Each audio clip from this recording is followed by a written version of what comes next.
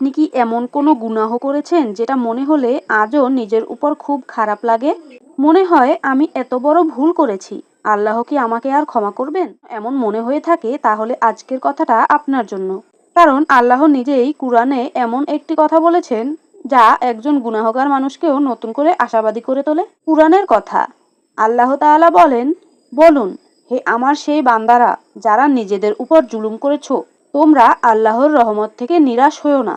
নিশ্চয়ই আল্লাহ সমস্ত গুনাহ ক্ষমা করে দেন। সূরা আজ জুমার আয়াত 53। একটু চিন্তা করুন, আল্লাহ এখানে কাদের বলছেন? যারা নিজেদের উপর জুলুম করেছে, অর্থাৎ যারা গুনাহ করেছে, ভুল করেছে, তাদের তিনি বলছেন না তোমরা শেষ হয়ে গেছো, বরং বলছেন আল্লাহর রহমত থেকে নিরাশ হও না। এর ব্যাখ্যা কি? আমরা মানুষ, ভুল হওয়া আমাদের স্বভাবের অংশ। কখনো রাগের কারণে ভুল করি, কখনো নফসের কারণে ভুল করি, কখনো শয়তানের প্ররোচনায় ভুল করি, আবার কখনো জেনেও এমন কিছু করে ফেলি যা করা উচিত ছিল না। এরপর আমাদের মনে হতে পারে আমার তো অনেক গুনাহ হয়ে গেছে, আমি কিভাবে আল্লাহর কাছে ফিরে যাব? কিন্তু এখানেই শয়তান আমাদের আরেকটি ধোঁকা দেয়। সে চায় আমরা শুধু গুনাহ করার পরেই নয়, গুনাহ করার পর আল্লাহর রহমত থেকেও নিরাশ হয়ে যাই। কিন্তু একজন মুমিনের পথ হলো অন্যরকম। সে ভুল করলে আল্লাহর কাছেই ফিরে যায়, তওবা করে, ক্ষমা চায় এবং আবার নতুনভাবে শুরু করার চেষ্টা করে। একটি বাস্তব জীবনের উদাহরণ ধরুন, একজন মানুষ অনেকদিন নামাজে অবহেলা করেছে। সে জানে এটা তার ভুল। একদিন তার মনে হলো, আমি এতদিন আল্লাহর অবাধ্য হয়েছি, এখন আবার নামাজ শুরু করে কি লাভ?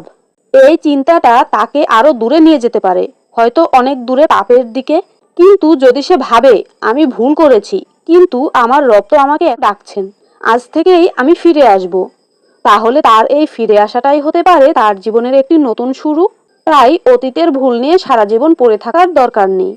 ভুল বুঝতে পারলে ফিরে আসুন, আল্লাহর কাছে ক্ষমা চান, আর যতটা সম্ভব সেই গুনাহ ছেড়ে দেওয়ার চেষ্টা করুন। আজকের কথার সবচেয়ে গুরুত্বপূর্ণ শিক্ষা হলো, গুনাহকে ছোট মনে করবেন না, আবার আল্লাহর রহমতকেও ছোট মনে করবেন না। গুনাহ হয়ে গেলে বলবেন না আমার আর কোনো আশা নেই, বরং বলবেন আর রব মহান, আমি তার কাছেই ফিরে যাব। তবে তওবা মানে শুধু মুখে আস্তাগফিরুল্লাহ বলা নয়। সত্যিকারের তওবার মধ্যে থাকে গুনাহ ছেড়ে দেওয়ার চেষ্টা করা, নিজের ভুলের জন্য অনুতপ্ত হওয়া এবং ভবিষ্যতে সেই গুনাহে ফিরে না যাওয়ার দৃঢ় ইচ্ছা রাখা। আর যদি কোনো মানুষের অধিকার নষ্ট করে থাকি, তাহলে তার অধিকার ফিরিয়ে দেওয়া বা যথাযথভাবে সংশোধন করার এটিও গুরুত্বের সঙ্গে দেখতে হবে। তাই আপনি যদি আজ নিজের কোনো ভুলের কারণে ভেঙে পড়ে থাকেন, মনে রাখবেন আপনার অতীত আপনার পুরো ভবিষ্যৎ নির্ধারণ করে না। আপনি আজও আল্লাহর দিকে ফিরে যেতে পারেন।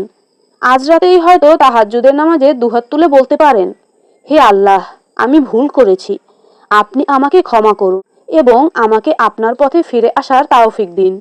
আল্লাহ আমাদের সবাইকে সত্যিকারের তওবা করার তাওফিক দিন, আমাদের গুনাহ ক্ষমা করুন এবং তার রহমতে কখনো নিরাশ না হওয়ার তাওফিক দিন। আমিন। ভিডিওটি যদি আপনার হৃদয়ে একটু হলেও দাগ কাটে, তাহলে এমন একজন মানুষের কাছে শেয়ার করুন যে হয়তো নিজের কোনো ভুলের কারণে আজ আল্লাহর রহমত থেকে নিরাশ হয়ে আছে।